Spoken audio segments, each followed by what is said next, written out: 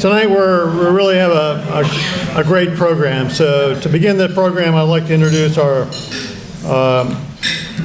Vice Admiral Michelle Howard, who's going to introduce our keynote speaker. Vice Admiral Howard is the current Deputy CNO for Operations, Plans, and Strategy. She has a distinguished career as a surface warrior with commands at sea ranging from the USS Mount Rushmore to Task Force 151, which was the counter-piracy task force in the Indian Ocean. She's also, most recently, the Deputy Commander of U.S. Fleet Forces Command. So please help me welcome Vice Admiral Howard, the next Vice Chief of Naval Operations for the U.S. Navy.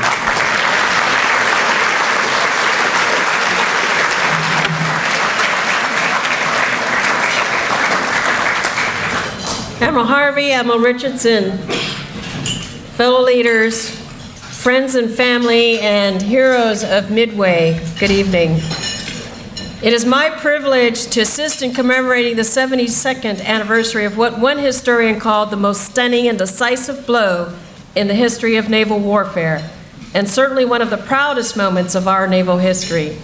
And who better to lead this evening's tribute than Admiral John C. Harvey? When Admiral Harvey retired, he not only concluded a 39-year career of leading and warfighting, but also 39 years of dedicated custodianship of our Navy legacy. At its very essence, the foundation for his leadership, then and now, as Virginia's Veterans Affairs leader, is that he goes after what is right, despite sometimes what others expect. And he solves problems and makes choices with intellect, persistence, and audacity. Admiral Harvey has been a continuous advocate for our sailors, and his stewardship shown during his command tours of the David R. Ray, Cape St. George, Cruiser Destroyer Group 8, Theodore Roosevelt Strike Group, as Chief of Naval Personnel and as Commander U.S. Fleet Forces Command. He is one of our classic naval thinkers. In addition to his sterling educational pedigree, which for Admiral Harvey starts and ends with Phillips Exeter Academy, but for the rest of us includes the Naval Academy and Harvard University, Admiral Harvey has an appreciation for understanding and an incredible appetite for information. And as anyone who can work for him attest, he always wants to comprehend the facts and makes decisions based on evidence. A man who is rarely frustrated. He loathes working in a fact-free environment. A true sign of wisdom. For it is facts coupled with audacity and persistence that turn a battle or an organization in the right direction. Best illustrated by the Battle of Midway itself. Nimitz and the American forces had a priceless advantage before the start. U.S. Navy crypto analysts had broken the Imperial Japanese Navy secret code and were able to determine the location and date of the attack. Knowing the facts before the battle allowed Nimitz to position his limited forces to the best advantage to surprise and thwart the Japanese. The facts, coupled with valor, enabled a great American victory. And as Admiral Harvey has pointed out, quote, "Greatness is not primarily a matter of circumstance or happenstance. Greatness is first and foremost a matter of conscious choice and discipline." So, ladies and gentlemen, I introduce to you a man of facts, a man who has loved naval history since he was age 9, and a man of conscious choice and discipline, Admiral John C. Harvey, Jr.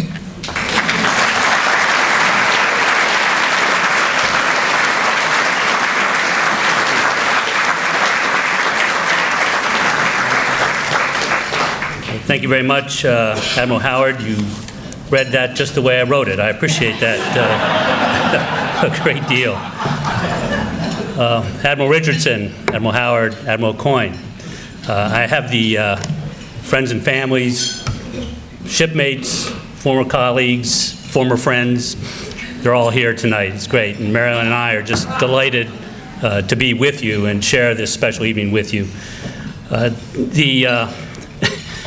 Those who have had the fortune or the misfortune to hear me address in the past know that at an event like this, I can't resist adding to your reading list. And there are a lot of people here who know an awful lot about what we're all about tonight, Midway.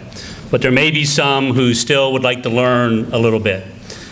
Craig Simons, who spoke at this dinner not too many years ago, back when it was in a different Army-Navy country club, has recently, a couple years ago, written a beautiful, beautiful book, The Battle of Midway. He just recently is on C-SPAN talking about Neptune, his equivalent story of the invasion of Normandy, which will commemorate its 70th anniversary, as Admiral Rob mentioned on Friday.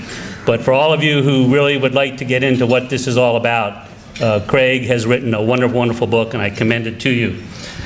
There's also a book, Shattered Sword, and it's the untold story of the Battle of Midway, and fanatically researched from Japanese primary sources about what really happened, and really dispels the myths of Midway that began in 1955 when Captain Fuchida, who was an air group commander in the Kido Butai, published a book that did not quite tell the whole story, but he told it for the Japanese, not for the world. And those myths persisted, and Marshall, Parshall, and Tully, who also addressed this dinner not too many years ago, really put together an extraordinary research book. I commend it to all of you very, very highly. This evening, I'd like to first make a point of dedicating this effort in my remarks to the memory of Midway veteran, Pearl Harbor survivor, Chief Petty Officer Howard Snell, United States Navy retired, who passed away this past January. Chief Snell and I became friends, and I like to think we became good friends, when we first met at the Midway commemoration ceremonies I hosted while commanding Fleet Forces so many years ago. Now, for those of you who never had the privilege, and I emphasize that word privilege, of knowing Chief Snell, trust me when I tell you, he was the prototypical sailor, the Navy chief, and my idea of what I want to look like when I'm 87. We had 4 Midway veterans with us on that first commemoration I hosted. 3 of them were moving fairly deliberately, not unsurprisingly given their age, but not Howard. He literally bounced up the brow like a sailor late for quarters of the carrier where we were holding the ceremony. He was it's a sight I will never forget. He was in a baby blue blazer, white trousers, a pale yellow shirt with a red, white, and blue tie, a full head of silver wavy hair, and rock star sunglasses. Now, I know I've already lost big time in the hair department, but Howard set a splendid and statement-making sartorial example for the rest of us, particularly those of us in the retired ranks. Well, after that day, Howard and I stayed in close touch. How could you not? He came to every Midway commemoration I hosted, and he was at Pearl Harbor for every 7th of December. Now, when we were at Pearl Harbor, Pat Walsh was very kind to invite me out for the 70th anniversary of that amazing day for our Navy. And the highlight for me was the dinner before the commemoration ceremony. And we were sitting there, and all the ships sat together, as you might expect, all the units. And the highlight of the dinner was the roll call that was called by the president of the Pearl Harbor Survivors Association. And they go through every ship, and when they read that ship's name, the survivors from that ship would hoorah a little bit. Now, most of them were between 80 and 95, but it was one hell of a hoorah that took place in that evening. And we went through the roll, and we got to USS Pennsylvania, and the Pennsylvania table that was way in the back of the room, and was always put in the way in the back of the room, commenced a hoorah. Well, Pat and I were sitting in the middle, and we were next to the Nevada table. Now, many of you know that Nevada was the one ship that was able to get underway, got steam up, got underway, almost made it out the channel, but they grounded to prevent blocking the channel. But then, while the Pennsylvania boys were hoorahing a little bit, The Nevada sailor stands up, he's 92 years old, sort of looks around the room with an angry glare and says, "What the hell are they yelling about? They didn't fire a goddamn shot." Now, so here we are 70 years on, but you had a lot of sailors there, and that was a sailor talking. It has nothing to do with Midway, but it says everything about our Navy. I think that's great. But I last saw Howard Snell this past 7 December at our Navy Memorial's Pearl Harbor commemoration. And again, Howard was the star of the show. He was with Fleet McCaleb, my great friend and shipmate from the Bureau days. And Fleet was escorting him around the Navy Memorial as we held our ceremony. And he became quite animated, Howard did, when he was talking with members of the Navy's ceremonial guard about his story. And those young sailors got an earful when they probed Howard about his wartime experiences. Howard enlisted in December 1940 out of Minnesota, never having seen the ocean, like so many sailors of that generation. He needed 3 squares and a sack, and he wanted a chance to build a future, and that was the Navy. After boot camp, he was assigned to the Big E, USS Enterprise, CV-6, where he served as a ship's cook and baker. On 7 December, he was attending Cooks and Bakers School on Ford Island, and was in his barracks when the attack started, and Howard went to war. He spent the rest of the day helping to attend to the wounded and collecting the dead. After the Big E returned to Pearl, Howard reported back aboard and participated in the initial raids into the Central Pacific under the guidance and command of Admiral Harvey in February and March, and the Big E accompanied the Hornet on the Doolittle raid in April of '42. On 28 May 1942, Enterprise sortied from Pearl, with Howard assigned to Rear Admiral Spruance's flag mess.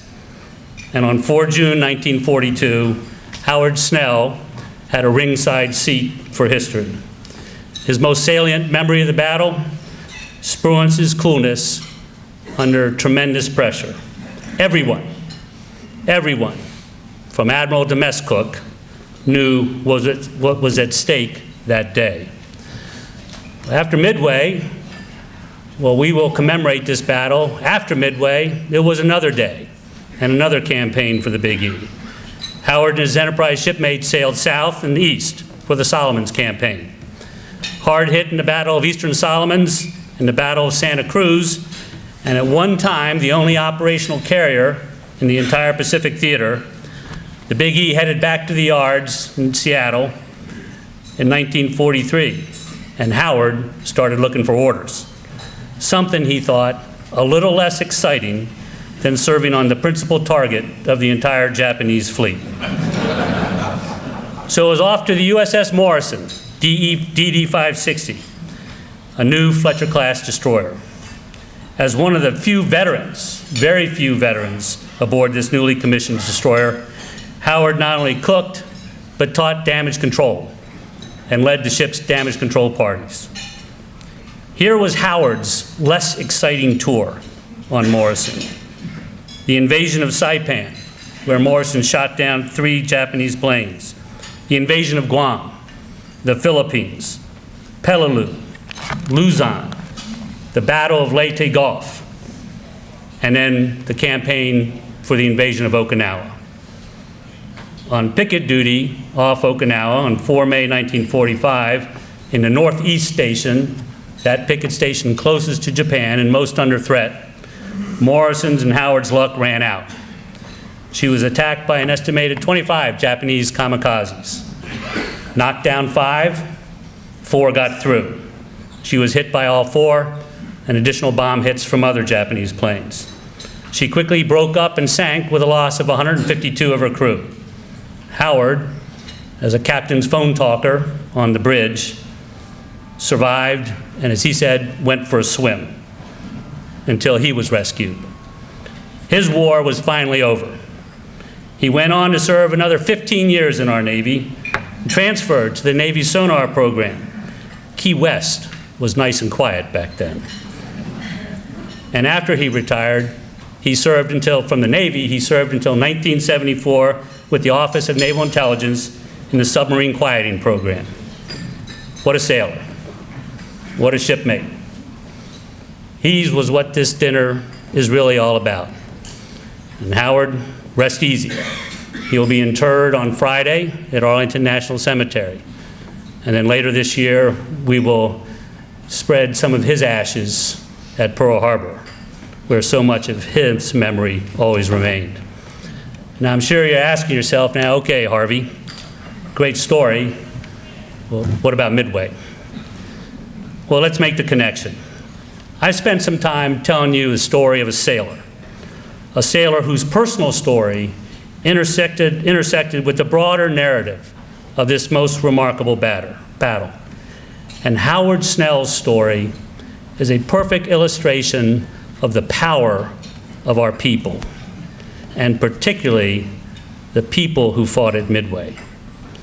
Last year, if you were at this dinner, you heard a wonderful speech by Bob Work, now our Deputy Secretary of Defense, where he posed the questions about Midway that he most often asked himself.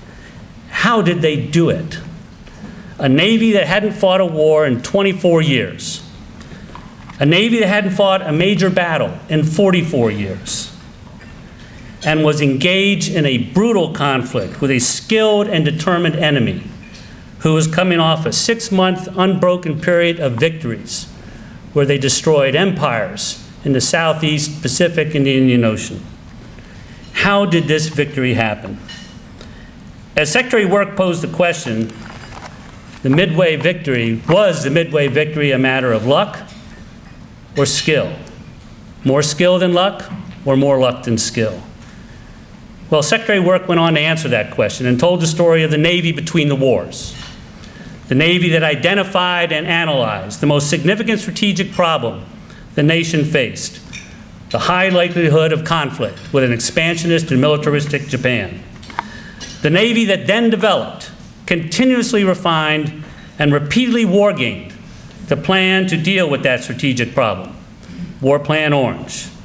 The Navy that took those war game results to sea in the annual fleet problems and tested every operational concept that would be employed when our Navy conducted the greatest transoceanic military campaign in history from 1943 to 1945.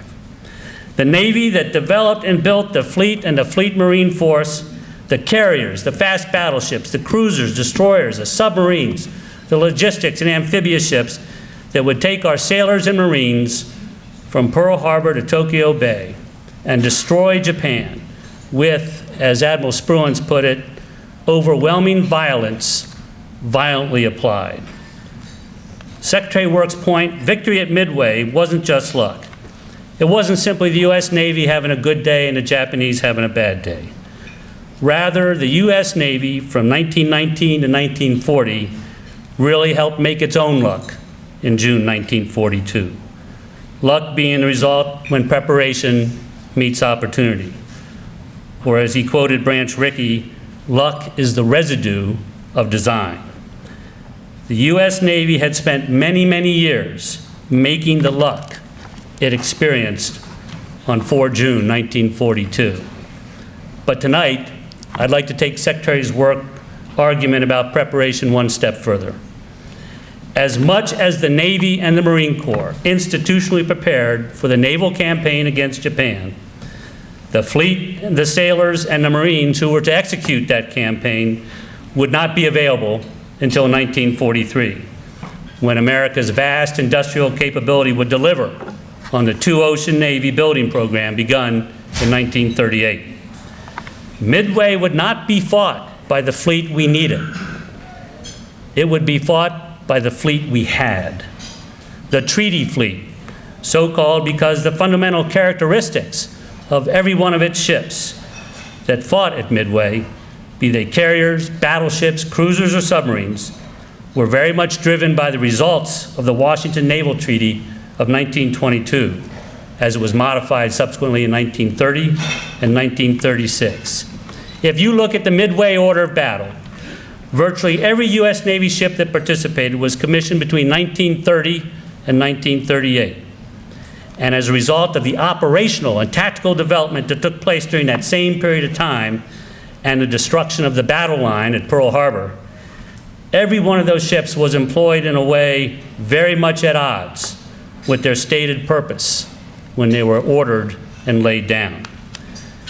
The ships and aircraft of that treaty fleet were adequate to the task, but many had serious deficiencies in design, be it speed, range, maneuverability, armament, armored protection, equipment layout, stability, and weapon systems capabilities.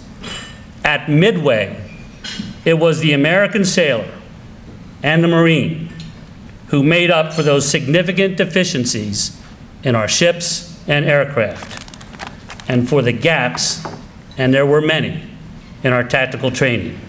It was the people, Howard Snell and his shipmates, who believed that they were primarily responsible for their own and thus their Navy's fate, and acted on that belief. And their actions clearly demonstrated what was by far the most salient characteristic of the American sailor ever since America first put her Navy to sea, and that is intelligent initiative at the decisive time and place. At Midway, Lieutenant Dick Best had the finest day in the history of naval aviation. As the skipper of Bombing 6, VB-6, flying off the Big E on 4 June, he personally delivered direct hits on the carriers Akagi in the first morning strike and Hiryu in the afternoon strike from his SBD-2, the Douglas Dauntless. But it was his split-second decision to depart from standard dive bombing doctrine when he saw that Lieutenant Commander Wade McCluskey, the Air Group commander, after making the crucial right decision to follow the destroyer Arashi's course to find the Japanese fleet, initiated his dive onto the wrong carrier. There was a real risk that 3 squadrons of dive bombers were all going to be going to one of the 3 carriers. Dick Best's decision resulted in both Kaga and Akagi receiving devastating hits, while Lieutenant Max Leslie, leading Bombing 3 off Yorktown, struck the Soryu. Best, McCluskey, Leslie, leaders at the crucial moment, whose individual decisions helped make the Navy's luck that day. And why was that Japanese destroyer that McCluskey correctly concluded would lead him to the Japanese carrier fleet steaming at 35 knots in a beeline to the northeast? Because the CO of the USS Nautilus, an American submarine commissioned in 1931, had found the Japanese fleet and attacked. Despite repeated counterattacks from numerous destroyers and destroyer escorts, and with a malfunctioning torpedo running hot in the tube, Lieutenant Commander William Brockman made the crucial decision to continue his attempts to close and engage the Japanese force. Nautilus engaged in an over 2-hour duel with the Arashi while the Japanese carrier fleet steamed north. Arashi finally broke off the attack and raced northeast to regain her station, just like every good destroyer skipper should. Her 35-knot wake proved to be the perfect signpost for Lieutenant Commander Wade McCluskey, leading Enterprise's air group in search of the Kido Butai, the Japanese carrier strike force. It was good luck for McCluskey to spot Arashi's wake, but it was a brilliant decision by him to use it to find the Japanese carriers. But it was Lieutenant Commander Brockman's determination and his crew's courage, Gunner's Mate Chief Kudnik, who's with us tonight, that made that luck. Not all the Navy's luck on that day was good. In the first Japanese strike, a little after noon on the 4th of June, carrier Yorktown, damaged severely at the Battle of Coral Sea and hastily repaired at Pearl Harbor Naval Shipyard, was struck by 3 bombs, causing severe damage on the flight deck, the hangar deck, and to the propulsion spaces.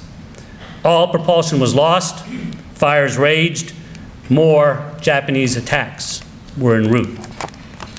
If propulsion could not be regained and electrical power maintained, Yorktown would certainly be lost. Water Tender First Class Charles Kleinsmith, a tough veteran of many years' service in cruisers, battleships, and carriers, led a team of volunteers into the smoke and gas-filled engine room despite the stifling heat, the poisonous fumes, the secondary explosions taking place all around him. Kleinsmith lit fires and raised steam in boiler number 1. He restored power to the damage control parties and eventually got Yorktown up to 16 knots. Underway, making way. She could fly and she could fight, and she did. Several hours later, though, with Kleinsmith still in the uninhabitable engine room, Yorktown was struck by 2 torpedoes that further devastated the engineering spaces. Petty Officer Kleinsmith was never seen again, missing and presumed dead, forever entombed in Yorktown. Water Tender First Class Charles Kleinsmith enlisted in Zionsville, Pennsylvania at 17 in 1922. He was prepared at the decisive moment to act to save his ship, knowing full well that the actions he had to take would likely cost him his life. And they did. And so there we have them. Best and Brockman, McCluskey and Kleinsmith, Howard Snell, and so many, many others who did so much and sacrificed so much on a day when our Navy needed everything they had to give. And now back to another question Secretary Work posed last year. Are we doing everything we can today to make sure that when we go to the next point luck against a powerful naval opponent in a dire set of circumstances, when everything is at stake, just as it was at Midway, will we be able to accomplish what the sailors of our Navy did on 4 June 1942? Well, our Navy's leadership owns the complete answer to that question, but the first step, the very first step, and in my view, by far the most important step, is to ensure that we're recruiting and we're retaining the very best young men and women this nation has to offer. Bringing into the Navy and then developing the 21st century best Brockmans and Kleinsmiths, and by all means the Howard Snells too, those sailors who at the decisive moment, in the most critical situation, will act with intelligent initiative and courage, those qualities that will surely prove to be the difference between victory and defeat, as they always have in the great sea battles in history, from Salamis to Trafalgar to Midway. The victory at Midway certainly wasn't due to just luck or divine intervention. It wasn't because our ships and aircraft were better. They manifestly were not.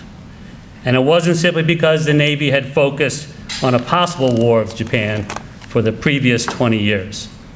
No, in my view, the reason for victory at Midway was the asymmetric advantage provided by our people that day.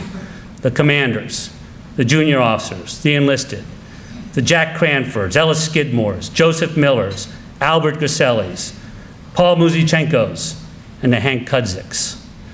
The sailors and Marines who were raised in a free society, a society that valued the dignity of the individual, a society that brought forth individuals capable of independent thought and action, in an American military where trust was the coin of the realm. And from that trust in the individual sailor and Marine, and that sailor Marine's trust in his shipmates and the chain of command, came that amazing initiative, the ability to act decisively despite the inevitable fog and chaos of war, and despite the certain risk to life and limb. 70 years ago this day, it was our people that made all the difference. We must never, never forget that lesson. I really want to thank you for being here tonight. I want to thank you for remembering not just the Battle of Midway, but for remembering the people who fought the Battle of Midway. In these uncertain and troubled times, it is their example their sterling example, those sailors and Marines of 4 June 1942, that will surely show us the way ahead, if only we take the time to look at that example and follow that example. And I'm convinced that our sailors today can do just that. Thank you all very much.